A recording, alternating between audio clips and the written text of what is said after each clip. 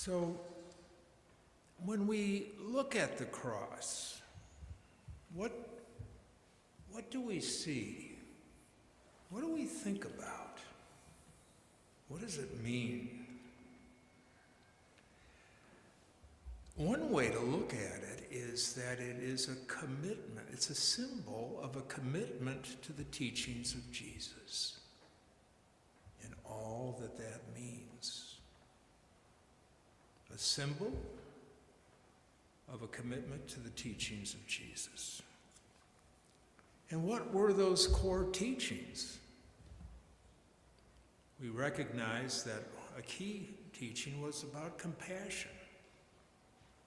To be aware of our own suffering, our family members' challenges, neighbors, friends, and the whole world. To be aware of the challenges of our day and understand that there is pain and suffering, and to understand it and feel it in such a way that we are moved to care. We're moved to be concerned. We're moved to take a step forward. Certainly, part of the cross has to do with being merciful. Simply put, to cut people a little slack, to give the benefit of the doubt, to recognize that we are all generally trying to do the best we can, and that's all of us are generally trying to do the best we can. And to resist from judging so much. Another part of this teaching of Jesus would be to be forgiving. To deliberately release the angers and the resentments that fuel us sometimes. To let it go. To let God take it away. To remember that we live a forgiven existence. And so it's only right that we forgive others as we are forgiven. It has to do, this cross, it has to do with generous living. To be generous. To not hold so tight to all that we have, to be willing to open our hearts and minds to others in whatever way we can. And generosity is, it's a sign of love. It's a sign of hope. It's a type of a prayer to give to others without any particular expectation. Another dimension of this cross is to fight for justice. To recognize that in our world, there are powers and people who have and do oppress others. To recognize that people suffer needlessly. And probably, if we reflect on our lives, we've all experienced a measure of oppression. We do know what that feels like, to be under the thumb of some ruling force. But to fight against it, it's certainly something Jesus would do.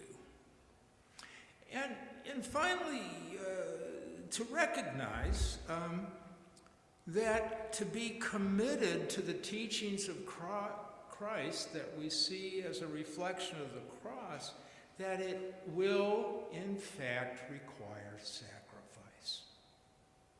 To live this out requires sacrifice. It could be financial. It could be social.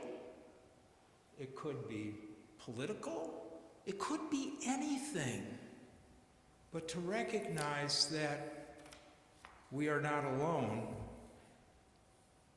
and we're invited to make the world a better place. Now, that was the empty cross. But when we see Jesus on the cross, what we see is a man who was committed to those ideals. We see someone who was committed to the cause of peace. We see someone who was willing to lay down his life for the least of these. We recognize that his desire was liberation, for sure, of the poor and the suffering, to create hope for all people, not some people, but all people. We recognize that his heart had been broken many, many times, well before he was hung on that cross. We recognize that Jesus on that cross is also a statement about hope, a demonstration of forgiveness. Remember, he said toward the end, he said, "Forgive them, they know not what they do." They just don't really get it. It's also, I think,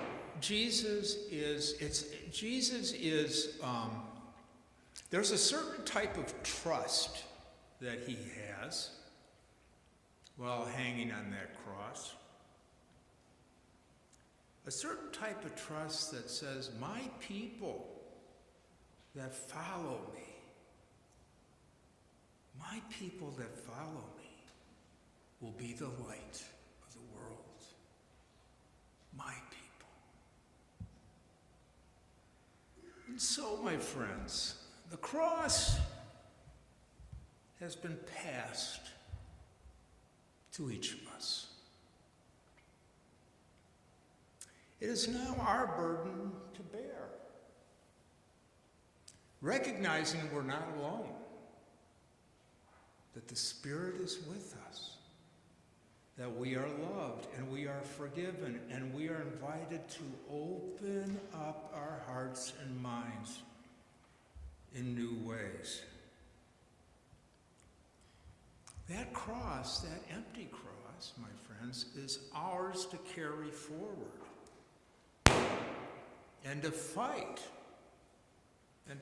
for the experience of peace, come what may, good or bad. It is to conquer fear, to be not afraid, and to be willing to shout out against the injustice that we do see in our midst. To not bury it, to not forget it, to not explain it away, to not listen to those who will try to draw your attention away from the pain and suffering, but rather through your compassion that God has given you, let that free you up to get beyond all the speed bumps that exist. I think about our life today, and I try to contextualize, I suppose, this event today, and I wonder, what would Jesus uniquely rail against? Because if he were here, he would rail against some things. He just would. And he wouldn't be afraid. You can crucify me. You can do whatever you want. I don't care anymore. Of course he cared. And so, my friends, I invite you, I've prayed long and hard about this. And I certainly have experienced heartache about this. And that's the compassion of God that's working through me. And I invite you to, I do believe that if Jesus were here now, he would challenge us. He would challenge us about how we are handling immigrants, how we are handling them. He would challenge us. And that's not to say there aren't issues,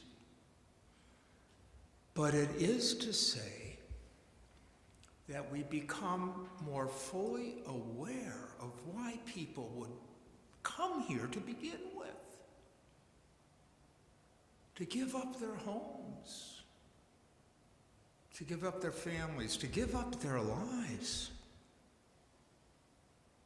for fear, hunger, oppression, and how the far majority of these people are so grateful to be here. I think Jesus would invite us today to think about it. Take a fresh look at the issue. Because as your pastor and as someone who pays attention to the world, I do think this is a slippery slope for us as a people of faith, and maybe as a nation. But in any event, he died for us so that we could be free.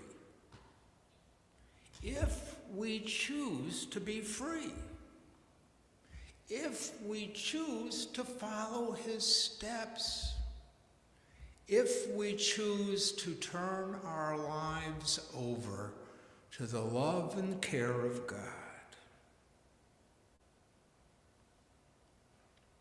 And so now, I invite you to listen as we reflect on John's understanding of the final 24 hours of Jesus' life.